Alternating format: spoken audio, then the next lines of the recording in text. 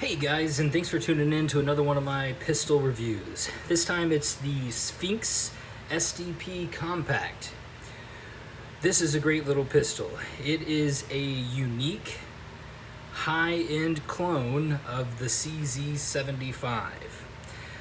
And this is what you get when you cross a Czechoslovakian design with a Swiss manufacturer, and what you get is a performance pistol with competition heritage. This particular one is a duty pistol made more for the masses because Sphinx is really made a name for themselves in Europe for $2,000 and $3,000 quality high-end competition pistols, all of which are based on the CZ75. Most of you know that that is the second most copied pistol in the world, next to the 1911, and for good reason. It's just a good design. You've probably seen a few of those on the table before. So this one here, it is unique and special because it is a steel upper slide, and then it's an anodized aluminum piece. Here in the middle, right from this line up, is anodized aluminum, and then from this line down is polymer, including the trigger guard. And that gives it kind of a Frankenstein design, but a great feel. And it's finger grooved right here, and I'm telling you guys, this is one of the best feeling pistols in the hand that I've ever held. I feel like Giorgio Armani or Hugo Boss tailored this gun for these mitts. I mean, it just, out of all the pistols I own, it is the best one in the hand. It feels great. A lot of that is because of the finger grooves, the polymer feel, and then it's got this rubber backstrap here, which is interchangeable. There are three different ones, a small, medium, and large. I opted for the medium, wear a size large glove. This is a hammer gun. It is a recessed hammer, so unless it's cocked, you don't really see it. And then it does have a decocker where it goes into half cocked right here, which allows you to access the hammer. If you were to draw it and you had a little time to think about pulling the trigger, you could go ahead and put it into single action there by accessing that. When it's fully depressed, it is hidden inside the frame and slide there, as you can see. The best thing that this pistol has going for it is the quality.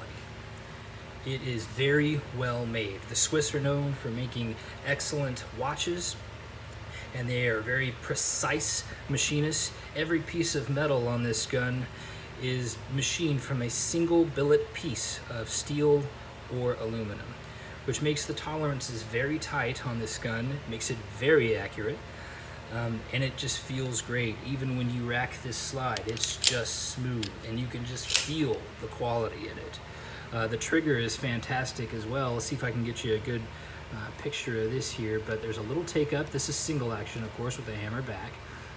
A little bit of take up, and then you hit a nice wall, which is very unlike CZ. There's actually a nice crisp break there, and the reset is also very good. Creeps out just a little, and it's right there. I don't know if you heard that, but the reset is very sweet on this, and the single action is awesome. Double action, on the other hand, not quite as good. It's a little bit of a disappointment with this gun.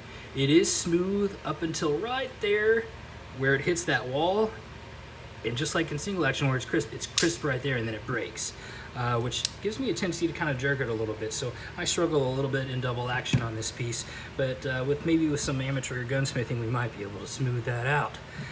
So it is a 15 round magazine, and it is roughly Glock 19 size, and I know I use that comparison a lot. Sorry for you guys that hate Glock, but everybody pretty much is familiar with that size.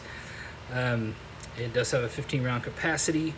I did change the sights on this pistol. Let's see if I can get you a view there. There is a front green fiber optic, and then a serrated, blacked out rear. It does have a shell for one-handed manipulations.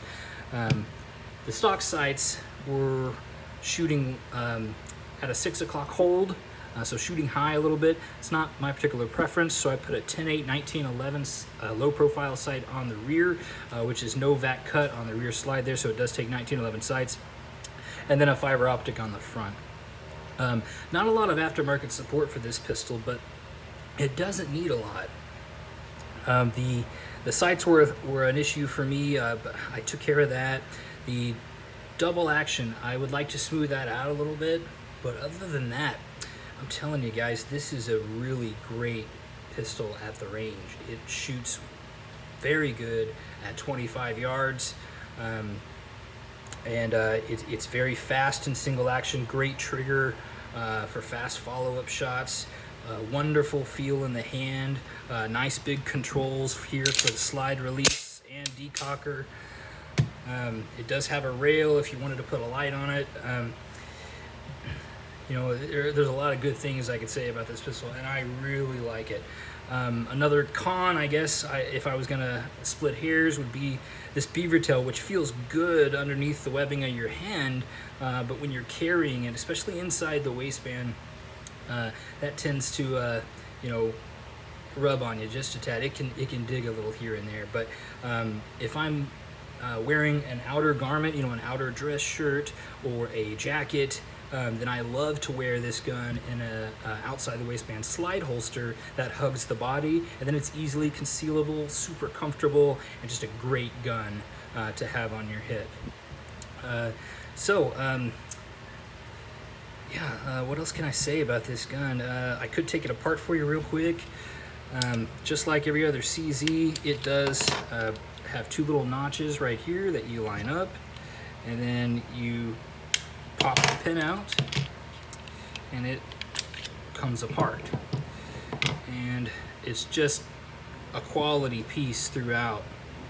Just very nice machining, very well made. It does have a captive spring, unlike the CZ75. That's a little bit different, but it does have the Browning barrel. No locking lugs on the top of this barrel like 1911s or Browning high powers, or even the CZ75, so that is a difference there. It does have a hammer block safety there for the firing pin, and then inside it just looks good. I mean, it looks like a quality piece. Back here by the sear cage, everything just looks great. Like I said, everything is made out of one piece of metal and then machined out, and it just feels great. I can't say enough good about it. So there are you know, a few pros and a few cons, but this is a great pistol. I hope you guys can come out and enjoy it with me sometime. And it does have full length rails here, as you can see, so that helps it be very accurate and smooth. It helps absorb the recoil, and there you have it, guys. That is the Sphinx high-end CZ75 clone, made by the Swiss. Thanks, guys.